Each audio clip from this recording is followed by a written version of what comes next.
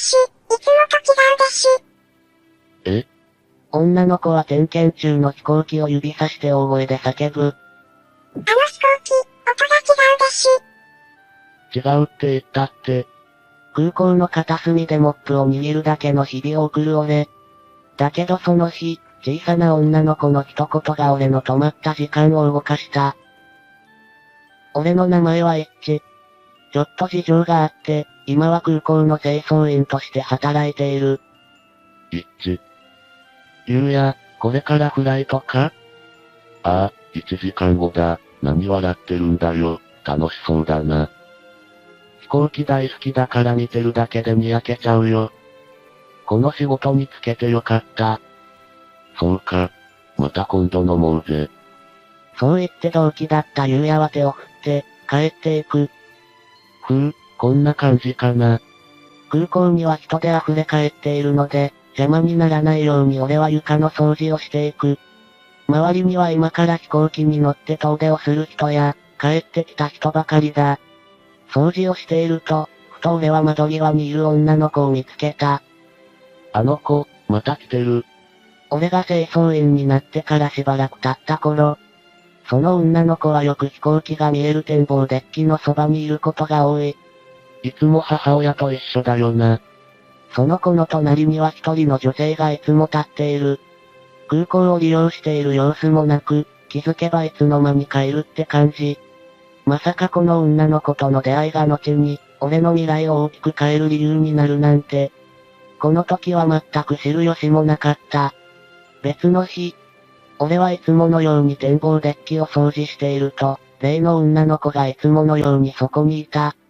ほぼ最近は毎日のように来ているな。その子はほぼ毎日のように、フェンス越しに飛行機を眺めに来ている。たったそれだけなのに、どうしてか俺は気になっていた。少し離れた距離から同じように飛行機を見下ろすと、ちょうど点検をしているところだ。そのままちらっと横を見ると、女の子は4歳ぐらいに見える。こんなに小さいのに飛行機が好きなんだな。点検をしているところも熱心に見ていることから、俺はそう思ってしまった。しかし次の瞬間、女の子は大声を出した。どの音でし、いつもと違うでし。え？突然の女の子の言葉に俺はびっくりしてしまった。どの音ってまさか飛行機の音か？俺は気になって女の子に近づいた。どうしたの？あの飛行機、音が違うでし。違うって？いつもと音が違うでし。まだ幼いからか、女の子はそれしか言えない。けど真剣に飛行機を指さし、音の違いを俺に訴えている。再度、飛行機を見るも俺には違いがよくわからない。やっぱり違うでし。フェンスをつかみ、女の子は悔しそうに見つめている。嘘にしては手が込んでいるし、こんな小さい子が嘘をつく理由もわからない。俺は女の子の前にしゃがみ込んで、優しく聞いた。いつもと音が違うの？女の子は元気よくうなずいた。なんとなく、この子の声は無視できないと思った。その時、後ろからバタバタと誰かが駆け寄ってくる音が聞こえる。しおり。ママ。もうまたここにいて、すみません、娘が何かご迷惑をおかけしましたでしょうか？やってきたのはいつも女の子の隣にいる女性だ。いえ、お嬢さんが飛行機の音が違うと言ってまして。飛行機の音が違う。はい、あまりにもはっきりというので、気になってしまって。そうなの？しおり。音がどないでし。音がど？聞いた母親もよくわからないという顔をしている。俺はなんとなく嫌な予感を覚えた。しおりちゃんだっけ？そうでし。音はいつから違うかわかる？昨日は普通でした。でも、今日は違うでし。昨日は普通で今日はおかしい。そうか。俺は飛行機を改めて見る。まだ点検中なので、飛ぶのはまだ先だろうけど、念のために伝えておいた方がいいかもしれない。教えてくれてありがとう。おじちゃんが飛行機を運転する人に伝えてくるね。本当ですか？ご迷惑では。俺も確証は持てませんが、念のためです。ここで待っててくれるかな？俺は二人に伝えて、急いで点検担当のいる事務所へ向かった。点検担当のいる事務所へ向かう途中、見知った顔とすれ違った。あれ、一致、今って休憩中？ゆうや。そこにいたのはゆうやだ。何してるの？ここは関係者以外。緊急事態なんだ。緊急事態？ああ、今滑走路で点検している飛行機があるだろ？ああ、夜の便で飛ぶやつな。あれからイオンが聞こえるんだ。イオン？聞いたのは俺じゃないんだけど。なんだよそれって本当なのか？ああ、その子曰く、音が違うらしい。音？ゆうやはいぶかしげな顔をする。話している俺も半信半疑ではあるが、これは必要な情報だと思う。その子は毎日ここに通っているんだけど、音がいつもと違うって言うんだ。音が違うね。ああ、今から仕事に向かうのか？俺は違うやつだからそっちじゃないよ。でも音か。ゆうやは腕を組み、深刻そうな顔をする。わかった。そっちの担当のやつに連絡しておく。本当か？ああ、一致は今日何時までだ？夕方までだよ。じゃあ点検が終わったら連絡するわ。ありがとう。ああ、そうだ一致。キビスを返して戻ろうとする俺をゆうやは引き止める。なんとも言えない表情を浮かべながら、一言。戻ってくる気はないのか？その言葉の重みに、俺は静かに頭を振った。悪い。そっか、まあ無理するなよ、じゃあな。ああ、連絡待ってる。俺たちはそう言ってその場を後にした。展望デッキに戻ると、さっきの親子はまだ飛行機を見ている。しおりちゃん。おじち伝えてきたよ、今、点検の人が見てくれるって。よかった。本当に大丈夫ですか？念のために知り合いに伝えてきたので。そうですか、よかったね、しおり。しおりは嬉しそうに笑いながら、別の飛行機を眺めている。本当に飛行機が好きなんだな。しおりちゃんは飛行機が好きなんだね。大好き。そっか、俺も大好きなんだよ。ほんと？しおりと一緒だ。しおりはぴょんぴょんと嬉しそうに飛び跳ねる。その様子を傍らにいる女性は静かに微笑みながら見ていた。あ、はしゃいじゃってすみません。いえ、しおりがこんなに喜んでいる姿を見るのは久しぶりだったので。しおりちゃん、飛行機好きなんですね。この子が飛行機が好きで、自己紹介が遅れました。私は春菜と言います。この子は娘のしおりです。しおりです。はじめまして、おじさんは清掃員をしている一致だよ。清掃員の方だったんですね。先ほど点検の方の元へ行ったので、整備士さんか何かかと。まあちょっとつてがありまして。ただの清掃員が音の異常を飛行機関係者に伝えるのは確かに不思議ではある。本当のことを伝えるべきか。そう思ったとき、俺のスマホが着信を告げる。ちょっとすみません。はい。俺は親子から離れて、少し奥の方で電話に出る。相手はさっき別れたばかりのようやだった。はい、一致だけど。一致か？あったぞ。本当か？点検担当のやつに滑走路にある飛行機の点検を頼んだらさ。タービンの調子が悪かったって。急遽他の飛行機も急いで点検になりそうだ。そっか。教えてくれてありがとうな。教えてくれた子にもお礼を言っておいてくれ。ああ。ゆうやとの通話を終えて、俺はスマホをポケットにしまい込む。本当に異常が見つかった。自分でも半信半疑だったけど、それが事実だとわかるとなんだか心臓がバクバクしてしまう。飛行機は大勢の人を乗せて飛ぶ乗り物だ。点検は常に行われているが、それでも不具合というものはいつの間にか発生してしまう。今回のようなイオンで気づくケースはほとんどない。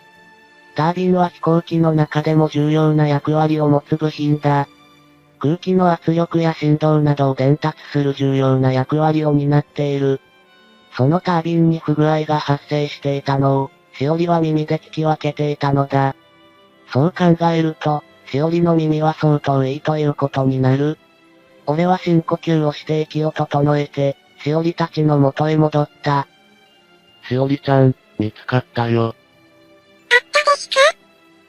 ああ、タービンの部分に不具合があった。今から緊急で残りの点検もするそうだ。よかったです。本当だったんですね。俺も半信半疑でしたけど、こういうことって結構あるんですか？私が知る限り、時々、飛行機だけじゃなく、他の機械の音でもたまに聞き分けられるみたいで。すごいですね。ただほとんどは子供の言うことなので信じてもらえなくて。ですので今回、一輝さんに信じてもらえてよかったです。いえ、俺は伝えただけなので。まだ小さいしおりからイオンが聞こえる、と言っても大抵の人は信じないだろう。俺もそうだったからわかる。でもこの子はかすかな音を聞き分けられる耳を持っている。よかったらお礼をさせてもらえませんか？お礼ですか？いえ、そこまでは。いえ、しおりちゃんのおかげで異常に気づけたんです。あと少しで休憩なので、もちろん無理強いはしません。ただ、どうして音が分かったのか知りたくて。何か聞き分けられる理由があるのなら、純粋に知りたいと思った。春菜はどうすべきか思案しつつ、しおりを見た。しおりは俺の顔をじっと見つめると、ニコッと笑う。おじちゃんとお話ししたいです。いいのかい？しおりがいいなら、ありがとうございます。空港内にある喫茶店でいいですか？はい。じゃあ先に向かっていただいてもいいですか？あと30分で休憩なので。俺はポケットからスマホを取り出し、空港内のマップを開く。空港内は広いため、マップを出さないとわかりにくいからだ。こちらのほっこり喫茶店です。展望デッキに来る少し手前にある喫茶店ですね。はい、すみませんが、先に行っていてください。わかりました。しおり、行こう。もうちょっと飛行機見る。わかったわ。30分後ですよね。じゃあ俺は別の場所の清掃に行くので、また後で。その場で俺たちは一旦別れを告げる。ずっとここだけを掃除するわけにはいかないので、急いで残りの場所を掃除しないと。展望デッキの端っこにかけておいたモップを持って、俺はそこを出ていく。ふと後ろを振り向くと、しおりは変わらず飛行機を見ている。その横には春菜が立って、同じように飛行機を眺めていた。担当の清掃区域を終わらせて、俺は急いでロッカーで着替えをする。約束の時間も少し過ぎてしまっている。急いで着替えを済ませ、待ち合わせ場所の喫茶店へと向かった。喫茶店の中にはお昼を少し過ぎてはいるものの、利用客でごった返している。大半のお客さんは飛行機が来るまでの時間潰しで来ているのだろう。店内をキョロキョロすると、少し奥の席から誰かが俺を呼ぶ。それと同時にタタッと軽い足取りが聞こえた。おじちゃん。しおりちゃん。こっちだよ。しおりに手を引かれ、向かった先は4人掛けのテーブルが置かれている。すみません、遅れてしまって。気にしないでください。私たちもさっき来たばかりなんです。あの後も飛行機を？ずっと見ていて。あれから変な音はしない？もうしないよ。そっか、よかった。俺は二人に真向かいに座る。何か注文されました？いえ、まだです。じゃあまとめてしましょうか。俺たちはそれぞれメニュー表を開き、日替わりランチとお子様ランチを注文した。お子様ランチのセットについていくおもちゃの景品の入ったカゴを店員から渡された。それをしおりに渡すと、真っ先に飛行機を選んだ。本当に好きなんだね。パパも好きだったの。パパも？そうなんです。この子の父親は1年ほど前に事故で亡くなってしまって。そうだったんですね。それじゃ今は二人で？はい、この空港近くのアパートに住んでいます。私は在宅でライターをしていて時間があるので。そうなんですね。しおりちゃんは保育園ですか？普段は幼稚園です。今は春休み中で。そうだったんですね。毎日のように来ていたのでどうしてかなって思っていたんです。空港にほど近い場所に住んでおり、春休みで幼稚園が休みなら納得だ。父親の姿を見たことがないと思ったけど、事故で亡くなったのか。まだこんなに小さいのに、父親の好きだったものをしっかり覚えているなんて偉い子だ。一輝さんはこちら長いんですか？清掃員としては半年ぐらいですかね。そうなんですね。以前は何をされていたんですか？その質問に俺は手が固まってしまった。すると俺の異変に気づいたのか、春菜は急いで手を振る。すみません、ちょっと気になっただけで。ああ、いえ、前は別のところにいたんです。激務で疲れてしまって。そうだったんですね。すみません、いきなり聞いてしまって。いえ、普通気になりますもんね。そんな会話をしていると、俺たちの前に注文したランチが届く。俺と春菜は同じ日替わりランチで、今日はハンバーグプレートだ。しおりは定番のお子様ランチで、プリン型のオムライスの上に旗が刺さっている。日本の国旗だ。しおりちゃんは国旗もわかるの？お家に5本があるの。亡くなった夫が好きで、集めていたんです。そうなんですね。しおりは旗を取ると、大事そうに脇に置いた。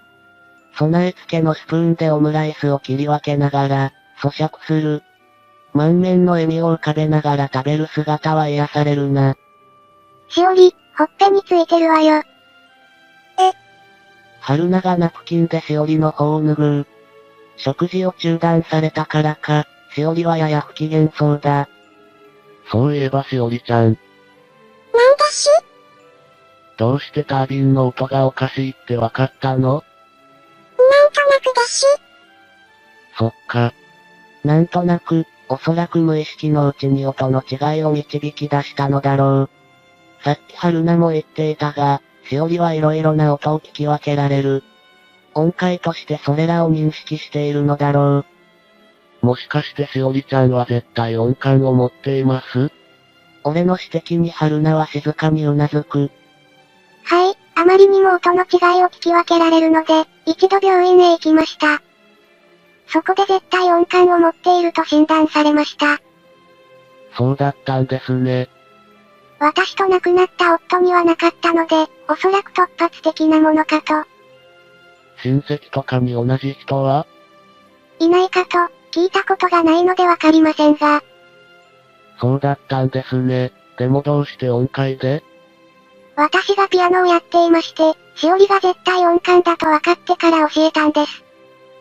言葉で言っても伝わらないので、音感ならわかるかなって思って。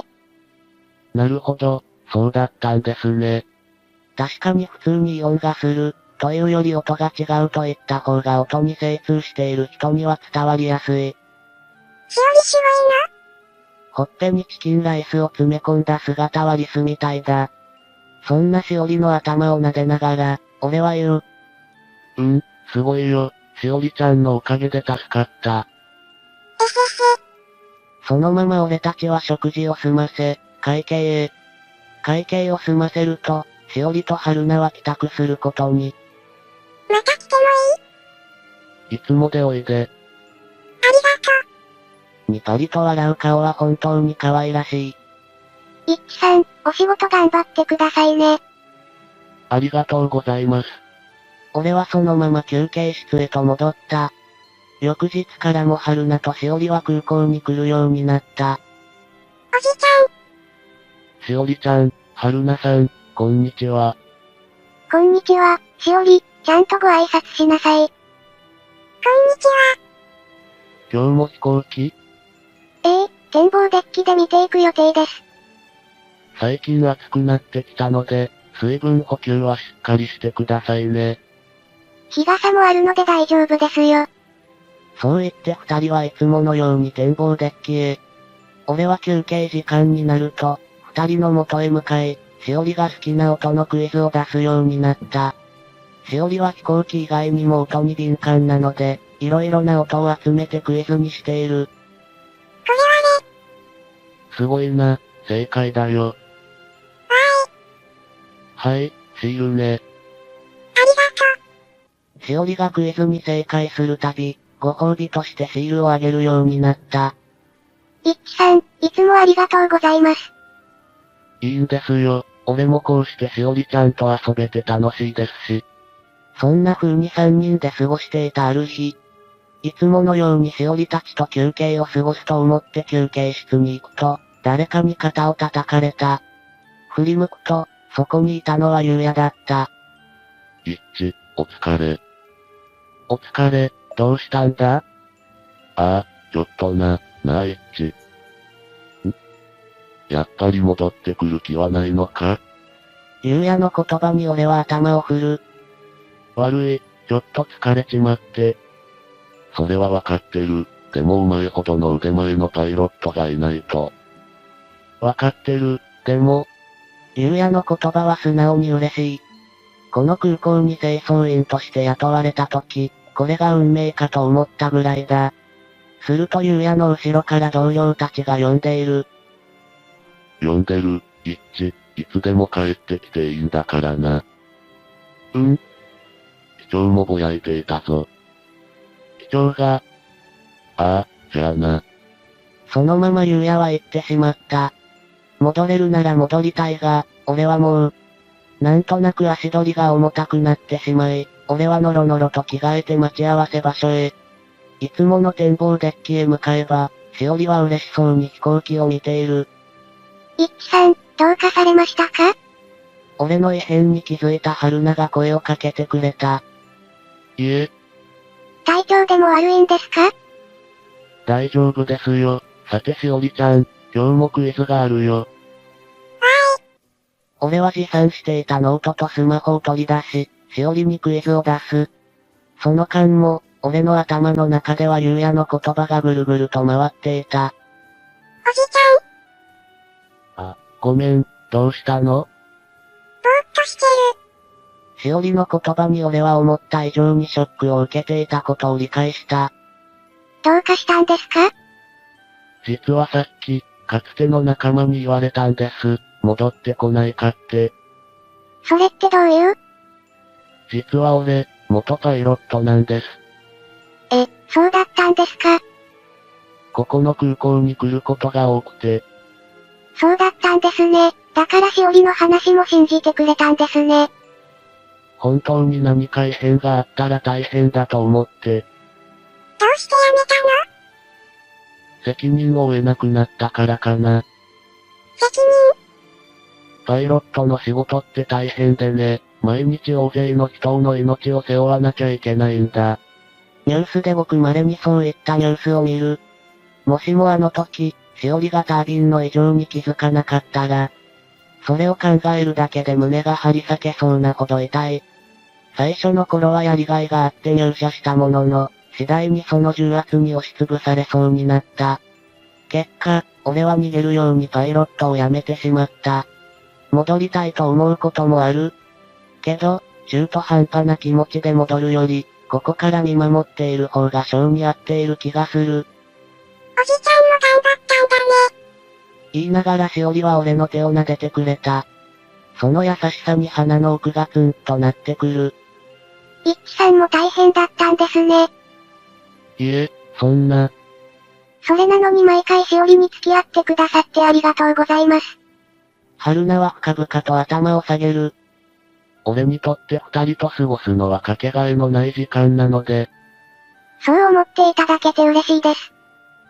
なんか見苦しいところを見せてしまってすみません。いいんです。一輝さんのことが知れてちょっと嬉しいので。ありがとうございます。俺は目尻を拭って、再度手元のノートを見る。クイズやろうか。それから少しして、俺は優也と再び会うことになった。俺が清掃員として働いている空港には月に数回のペースでやってきていた。一致、元気にしてるか？ああ、ゆうやは？あちこち飛び回ってちょっと疲れたぐらいだよ。休憩室でコーヒーを飲んでいた俺に優也は話しかける。一致、仕事はどうなんだ？楽しいよ。清掃員として働くのも悪くないな。そうか。俺は、今の仕事が好きなんだ。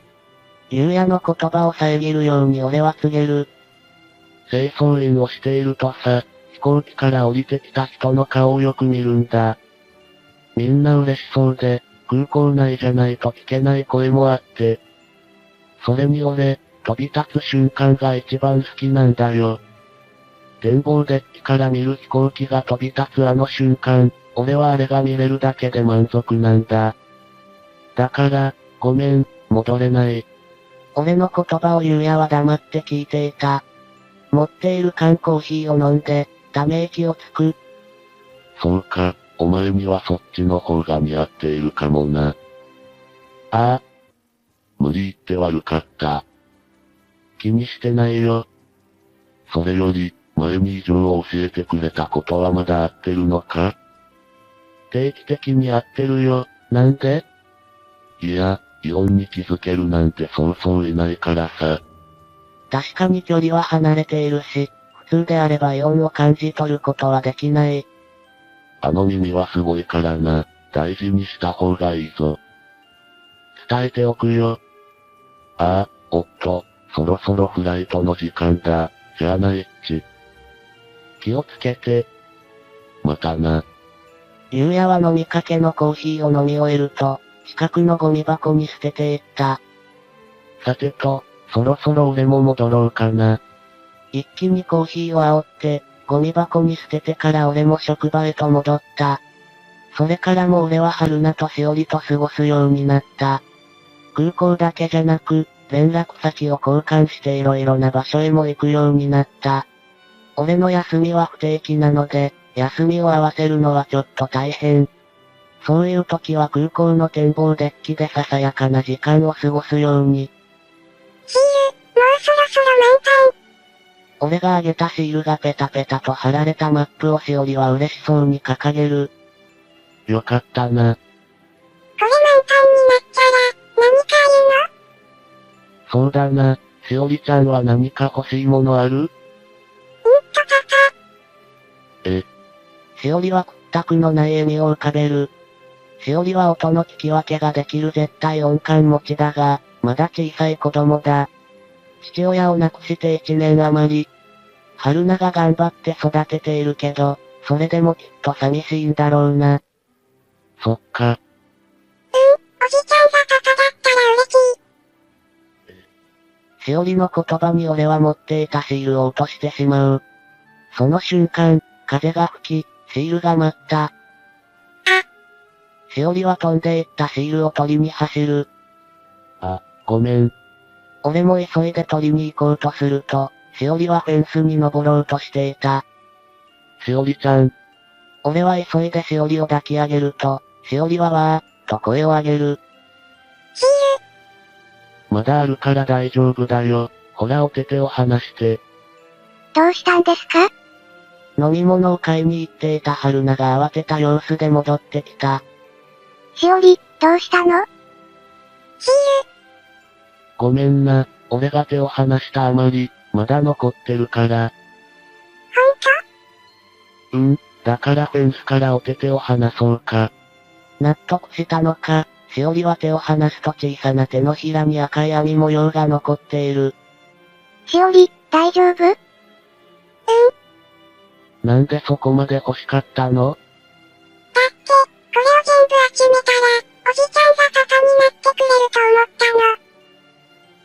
それって、抱っこしたままのしおりは俺に顔を向けると、ぎゅっと抱きついてきた。おじちゃんがパパなら嬉しいのに。嬉しいの。クイズ楽しいし、お出かけも好き。ニパーッと笑うしおりの顔に、俺は泣きそうになる。俺はパイロットから逃げて、清掃員の道を選んだ。一人で静かに生きていこうと思ったけど、俺はこの小さな手を離しちゃダメだと思う。俺でいいの？おじちゃんがいい。しおりはぐーっと抱きついてくれた。その様子を見ていた春菜はしおりの頭を撫でた。私も一輝さんとなら一緒に歩けそうです。春菜さん。本当はここに来るの、辛かったんです。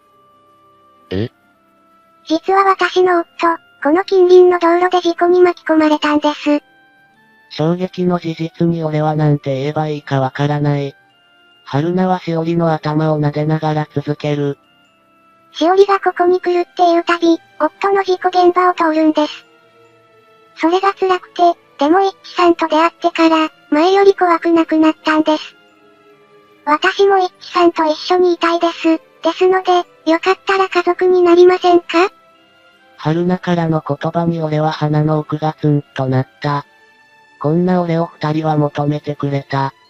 その優しさに嬉しさが込み上げてくる。俺も、二人といたいです。